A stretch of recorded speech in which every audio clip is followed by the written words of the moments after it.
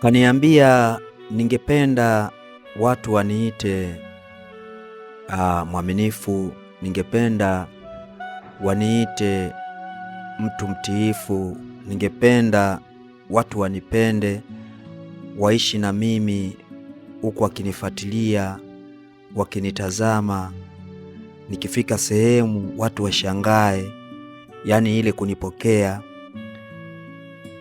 wakiniona wanishangae kwa uzuri, kwa utu wema. Ndivyo alivyoniambia. Akasema angetamani sana katika ulimwengu huu awe anasemwa vizuri. Haya ni maneno ya jamaa mmoja ambaye yeye alipenda upande mmoja tu wa maisha. Hakupenda upande mwingine wa maisha, ijapo hayo maisha ndiyo anayoyaishi. Yaani maisha aliyekuwa anayaishi hayapendi, lakini ndiyo anayoyaishi, lakini moyoni mwake kuna maisha anayataka. Ana muonekano wake alio nao, lakini ule muonekano hakubaliani nao, na hali ya kuwa ule muonekano kautengeneza yeye mwenyewe. Lakini kwa juhudi, kwa nguvu zote, anatamani watu wangemuita tofauti na muonekano wake, tofauti na matendo yake. Kiufupi, hakuwa na matendo mema, alikuwa na matendo maovu. Lakini alitamani watu wamuite ni mwenye matendo mema.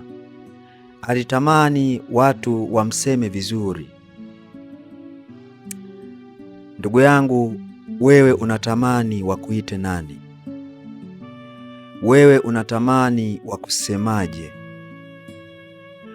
Unatamani watu wakikuona wakupokeeje?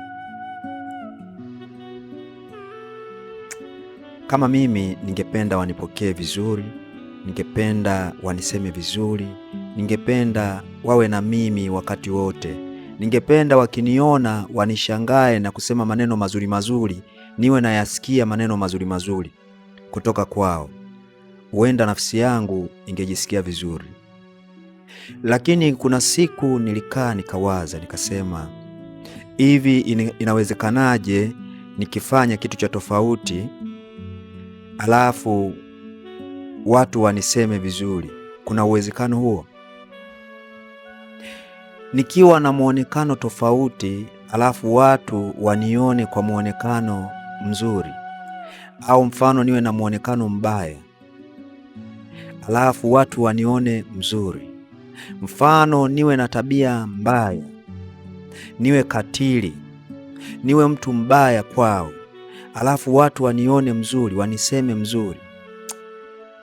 Nilipofikiria hicho kitu nikasema, kumbe kuna watu wanatamani kuishi maisha ambayo sio ya kwao. Wanatamani kulazimisha kitu ambacho sio cha kwao. Mpendwa mtazamaji, ukitaka watu wakuseme vizuri, ukitaka watu wakuone vizuri, ukitaka watu wakusifie, inatakiwa ufanye mambo yanayohusiana na kusifiwa na kufanya vizuri. Na kushauri tu, mimi mwenyewe napenda watu waniseme vizuri, lakini kuna upande wa pili ambao mimi huwa naupenda zaidi. Nikifanya vibaya, mtu aniambie nimefanya vibaya. Huwa najisikia vizuri, kwa sababu ni kweli kwa mwanzoni inaweza ikakuuma, lakini yule mtu tayari kashakurekebisha. Hata kama itauma, maana yake kashakusaidia, hutoendelea kuwa wa vile ambavyo amesema. Mpendwa mtazamaji, ninakushukuru sana kwa kunitazama, nashukuru sana kwa kufuatilia kipindi hiki, na ninakushukuru sana kwa kutenga muda wako kwa ajili ya kunitazama, kwa ajili ya kusikiliza jumbe ambazo nimekuwa nikizileta. Lengo langu ni kuelimisha tu jamii, sina lengo nyingine. Lengo langu ni kuzungumza na wewe. Lengo langu ni pengine tu katika maneno 10 ambayo nitaweza kuyaongea, moja linaweza likakusaidia. Unajua, tunaishi katika ulimwengu wa watu ambao wamekata tamaa, watu ambao wana shida nyingi, wana matatizo, wanakutana na matatizo mengi. Huenda katika matatizo ya mtu, huenda moja naweza nikaligusa, moja ambalo naweza likamwencourage mtu kutokana na situation ambayo labda anaipitia. Mpendwa mtazamaji, na kushukuru sana. Kumbuka kwanza, kumbuka kwamba mwisho wa kipindi hiki na ndio mwanzo wa vipindi vingine rukuki vinavyokuja. Niite Ndauka Clavian International Fighter Afrika Mashariki na Kati. Malizia aga.